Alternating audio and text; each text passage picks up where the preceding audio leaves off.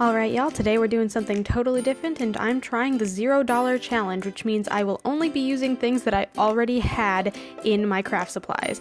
So that includes some wooden dowels, some extra fabric.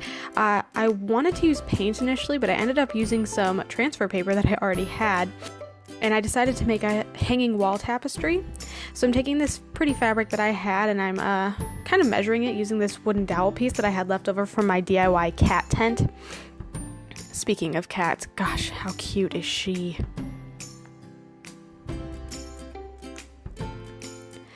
Well, I cut that out and realized that a normal sized piece of paper fit inside of it, and I wanted to write a quote on it, so I went through my book of little quotes that I really liked, and I ended up deciding on this one: "The person, be it gentleman or lady, who has not pleasure in a good novel must be intolerably stupid," from Northanger Abbey by Jane Austen. And since it fit on a piece of paper, I figured let's just print it out on this transfer paper I had. So I kind of formatted it in Microsoft Word and just printed it out. I used some white paper, white fabric that I cut out to the same size of paper as kind of the base for that. I ironed in the edges so that nothing was frayed.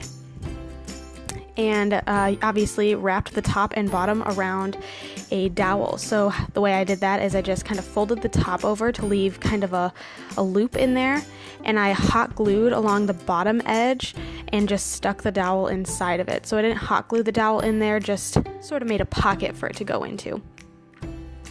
And from there I had this, and I thought it needed a little bit more dressing up, so I ended up taking some pink ribbon and I just kind of lined the edges to clean it up a little bit and make it look a little more straight, plus added a little bow at the bottom. And here's the finished product.